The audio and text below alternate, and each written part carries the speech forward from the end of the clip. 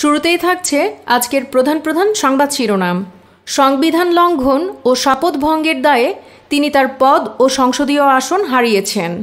তথ্য প্রতিমন্ত্রীর অপসারণ চায় ইসলামী আন্দোলন। এবার দেখুন বিস্তারিত সংবাদ।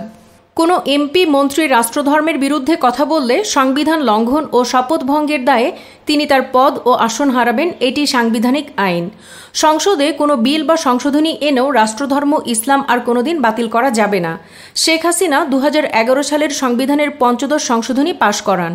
এতে কয়েকটি অনুচ্ছেদকে সংবিধানের মৌলিক কাঠামো হিসেবে নির্ধারণ করা হয়। এই মৌলিক কাঠামো কারো পক্ষেই সংশোধন করা সম্ভব নয়। বাংলাদেশের বর্তমান সংবিধানের ৭ খ অনুচ্ছেদে বলা আছে, সংবিধানের ১৪২ অনুচ্ছেদে যা কিছুই থাকুক না কেন, সংবিধানের প্রস্তাবনা, প্রথম ভাগের সকল অনুচ্ছেদ, দ্বিতীয় ভাগের সকল অনুচ্ছেদ, নবম ক ভাগে বর্ণিত অনুচ্ছেদ সমূহের বিধানাবলী সাপেক্ষে তৃতীয় ভাগের সকল অনুচ্ছেদ এবং একাদশ ভাগের ১৫০ অনুচ্ছেদ সহ সংবিধানের অন্যান্য মৌলিক কাঠামো সংক্রান্ত অনুচ্ছেদ সমূহের বিধানাবলী সংযোজন, পরিবর্তন, প্রতিস্থাপন, রহিতকরণ কিংবা অন্য কোনো পন্থায় সংশোধনের অযোগ্য হবে। বর্তমান সংবিধান অনুযায়ী রাষ্ট্রধর্ম ইসলাম হচ্ছে সংবিধানের প্রথম ভাগের অংশ, আর সংবিধানের প্রথম ভাগ হল সংশোধন অযোগ্য। কোনো দল বা গোষ্ঠী, আদালত, এমনকি জাতীয় সংসদ চাইলেও সংবিধানের মৌলিক কাঠামো সংশোধন করতে পারবে না। কেউ যদি মৌলিক কাঠামো পরিবর্তন করে তাহলে তা শাস্তিযোগ্য অপরাধ বলে বিবেচিত হবে। আর সংবিধান মতে এর সর্বোচ্চ শাস্তি মৃত্যুদণ্ড। কেউ সামগ্রিক বিপ্লব, রাষ্ট্রদ্রোহ কিংবা সামরিক আইন দিয়ে সংবিধান অকার্যকর করলে এটি স্থগিত বা বাতিল হতে পারে। এজন্য অবশ্য তার সাজা নির্ধারিত রয়েছে মৃত্যুদণ্ড।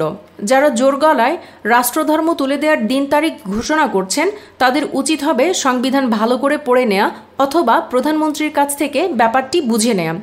কারণ ১৫তম সংশোধনীটি একটি কমিটি দিয়ে তিনি নিজে করিয়েছেন। কোনো এমপি মন্ত্রী রাষ্ট্রধর্মের বিরুদ্ধে কথা বললে সংবিধান লঙ্ঘন ও শপথ ভঙ্গের দায়ে তিনি তার পদ ও আসন হারাবেন, এটি সাংবিধানিক আইন। এদিকে রাষ্ট্রধর্ম ইসলাম নিয়ে বক্তব্য দেয়ায় তথ্য প্রতিমন্ত্রী ডাক্তার মোহাম্মদ মুরাদ হাসানকে মন্ত্রিসভা থেকে অপসারণ এবং তার শাস্তির দাবি করেছে ইসলামী আন্দোলন বাংলাদেশ। শনিবার বিকেলে বায়তুল মোকাররম উত্তর গেটে আয়োজিত এক সমাবেশ থেকে এসব দাবি তোলে দলটি। কুমিল্লার ঘটনায় জড়িতদের বিচার এবং দ্রব্যমূল্যের লাগামহীন ঊর্ধ্বগতির নিয়ন্ত্রণ চেয়ে এ সমাবেশ ডাকা হয়। ঢাকা মহানগর শাখা আয়োজিত সমাবেশে ইসলামী আন্দোলনের কেন্দ্রীয় প্রচার ও দাওয়া বিষয়ক সম্পাদক আব্দুল কাইয়ুম বলেন, রাষ্ট্রধর্ম ইসলাম থাকবে, এটা মীমাংসিত বিষয়, এটি নিয়ে বাড়াবাড়ি করবেন না। সম্প্রতি তথ্য প্রতিমন্ত্রীর দেয়া বক্তব্যের তীব্র প্রতিবাদ করে তার পদত্যাগ চান ইসলামী আন্দোলন ঢাকা মহানগর উত্তরের সেক্রেটারি মাওলানা আরিফুল ইসলাম। কুমিল্লার ঘটনার পর বর্তমান পরিস্থিতি নিয়ে তিনি বলেন, পরিস্থিতি কতটা ভয়াবহ হবে তা সরকারের সিদ্ধান্তের ওপর নির্ভর করবে। সরকার যেভাবে বক্তব্য দিচ্ছে তাতে সরকার আরেকটি দাঙ্গা করতে চায়। আমরা মনে করছি সরকারের বিভিন্ন মহলের উস্কানিতে কুমিল্লায় এ ঘটনা ঘটেছে। তথ্য প্রতিমন্ত্রীকে উদ্দেশ্য করে দফতর সম্পাদক লোকমান বলেন, আপনি সংবিধান মানেন না, আপনাকে মন্ত্রী হিসেবে মানি না। শিক্ষা বিষয়ক সম্পাদক মাওলানা নেসার উদ্দিন বলেন, দ্রব্যমূল্যের ঊর্ধ্বগতি ঠেকাতে না পারলে পদত্যাগ করুন, এ সরকারকে পুতুল সরকার মনে করি।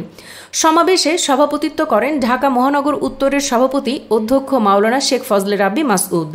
তিনি বলেন, বাজার করে খাওয়ার সক্ষমতা হারাচ্ছে মানুষ। কুমিল্লার ঘটনা ও পরের পরিস্থিতির জন্য সরকারকে দায়ী করেন ফজলে রাব্বি মাসউদ।